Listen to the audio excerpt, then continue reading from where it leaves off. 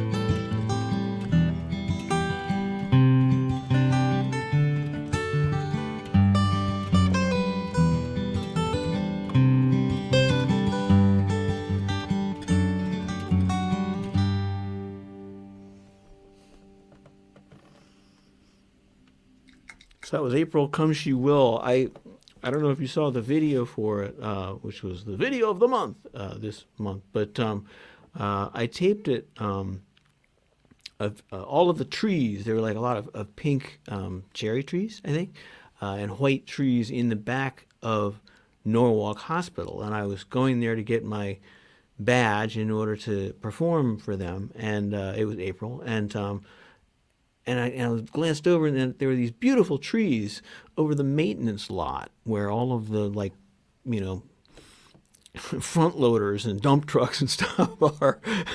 And I thought, well, I could really use some footage for a video, so I think I'm going to give this a shot, you know, and went over and started photographing this stuff. And if you've seen the video, you've seen that what I'm doing is spinning around, like looking straight up, and I'm waiting for like one of those security guys in a black coat to come out and say, "Excuse me, sir, you know, you can't do this." And I'm stumbling around in the mud between a bunch of construction vehicles. So, but the video came out well, so that's what mattered. I suppose that means I owe them royalties of some sort. We'll see.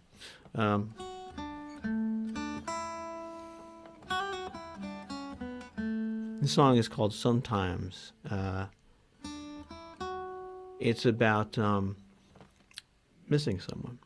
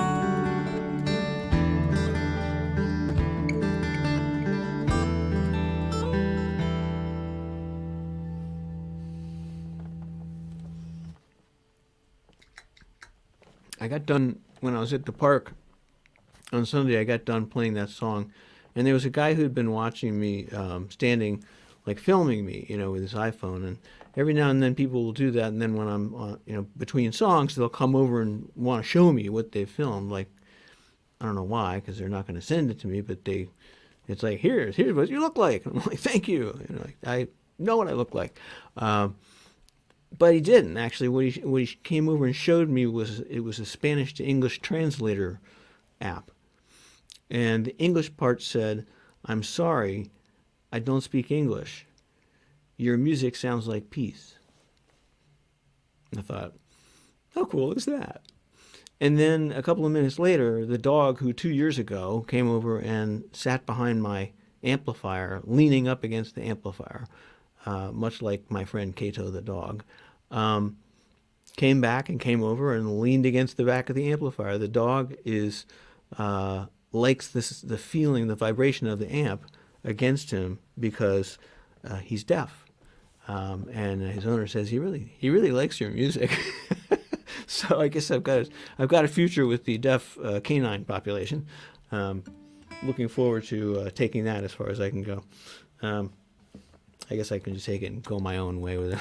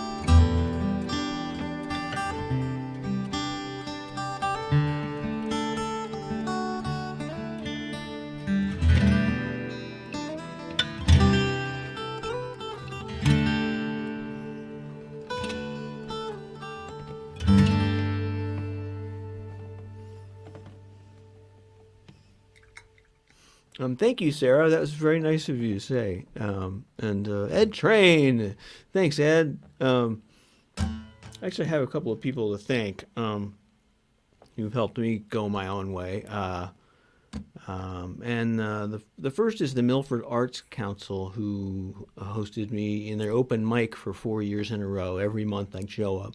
And they kind of taught me that I was not a singer-songwriter, that I was an artist.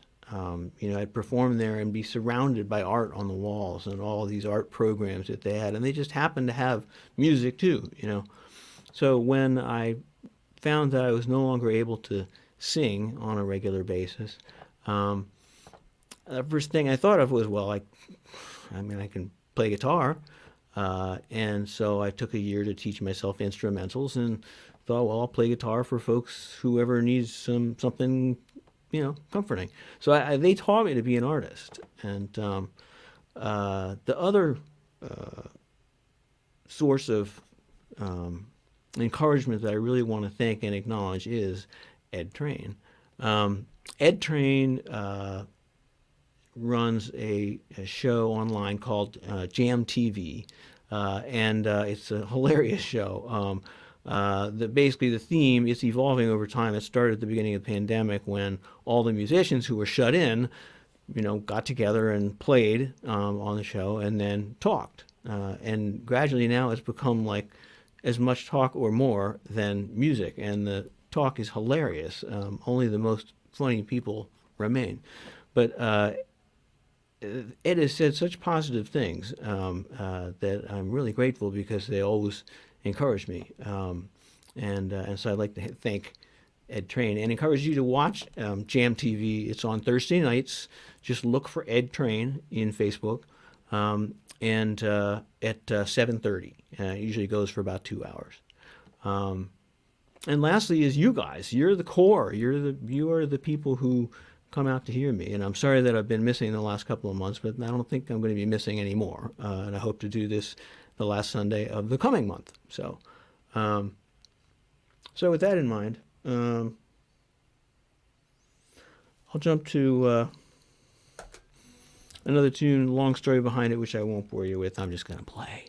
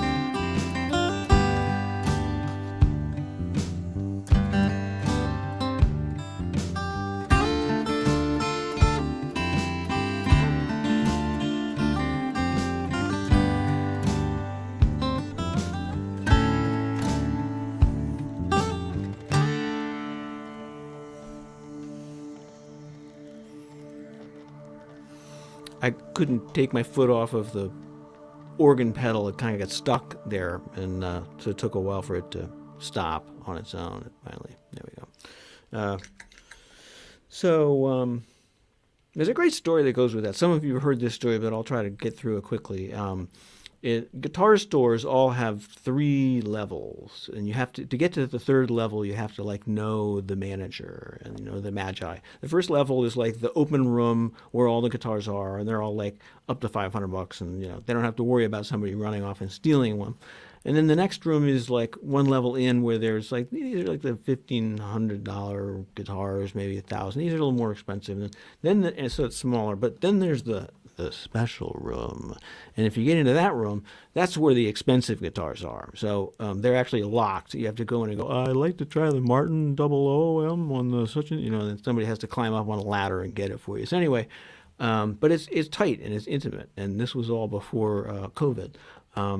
And I go in, there's a specific guitar I'm looking for, and I go in, and there's three people who are there playing, one with a bass acoustic guitar, another one with an acoustic guitar, and a woman who's with them, and they stop playing when I come in, kind of shyly, and then I get my guitar and sit over in the corner, and at this point I've been woodshedding for a year. I haven't played with anyone. I don't even know whether I can play with other people or not, so I'm really curious, and they start playing. And so I'm kind of noodling away in the corner, kind of looking in my corner of my eye, kind of hoping that they're going to be interested. And sure enough, their guitar player, looks at me and smiles. So I know that, okay, I think I'm in, And so I turn to them and start playing, more, I don't know, more aggressively, whatever, getting more involved. And and I play a solo. I've never done a solo before for someone else, just for the computer, and we get done, and we all laugh because it sounded great, and it's like high fives and back pats and pounds, and they all like grab their coats and head out the door, and they start speaking a language I've never heard. I don't know, it was some Middle Eastern Arabic language, and I realized that they probably didn't speak English. And we only had one language. We only had one shared universal language, which was music. And that song was the song they were playing, and that's why I gave it a kind of a Middle Eastern vibe to it, was to get that. So it's summertime. That's the only other way I can introduce this song.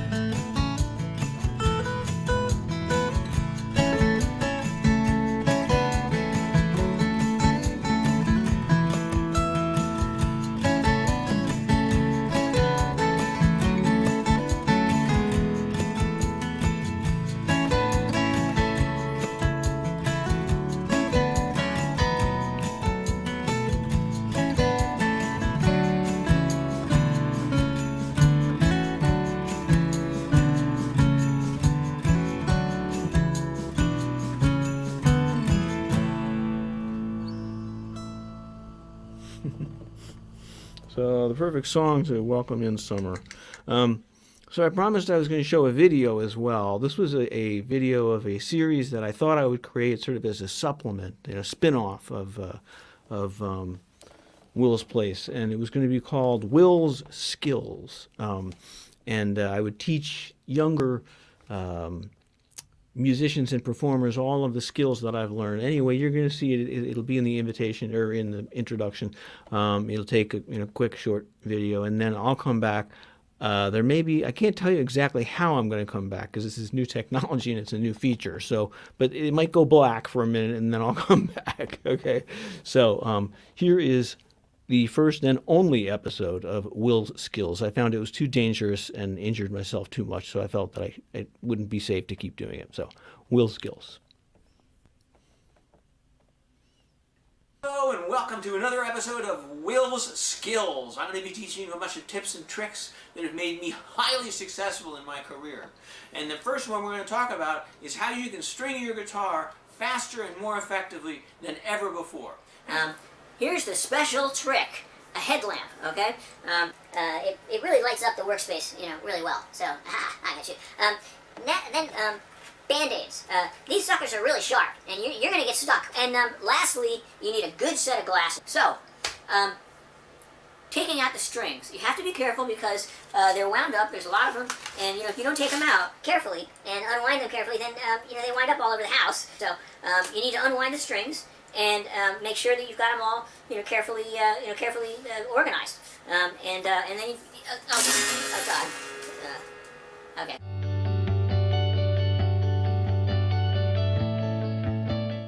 I got a separate set of strings because there's I don't know where the hell they are. So the next step is we're going to want to loosen up all the strings that are on there. It's all a little different. This thing's not coming. Ow! Ah! Oh, God. Okay. Ah!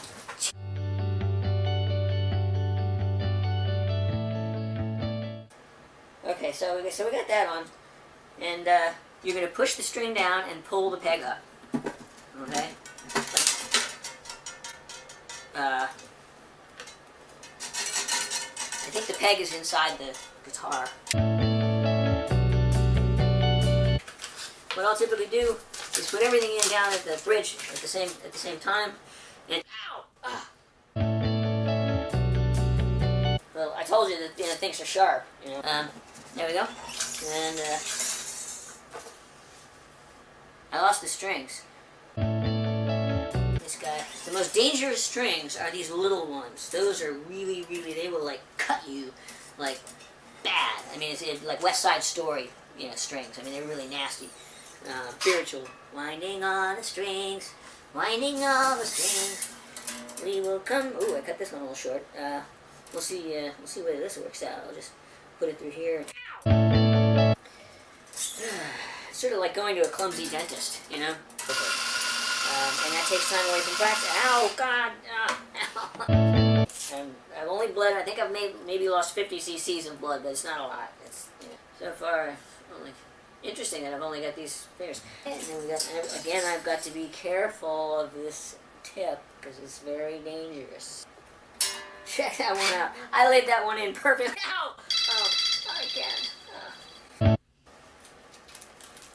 starting to feel a little dizzy, I think. It might be from blood loss. Don't do it this way. So that's that. Okay? Okay, well, as you can see, and I hope you can see me, it was just a little too dangerous for me to do the next episode, which was going to be how to manage your electronic equipment. And so I just decided to let the series go.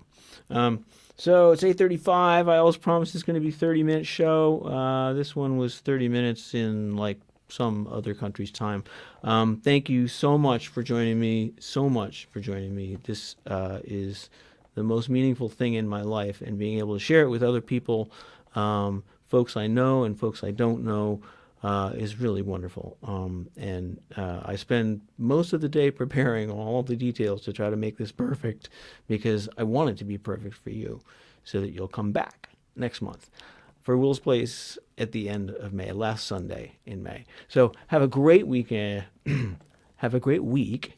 And I'll see you either out in the Porch Fests and the Mayfair in Harvard Square and the bunch of other gigs that I've got coming up outdoors, or I'll see you here next month. All right. Take care and have a great day tomorrow starting your week. Bye-bye.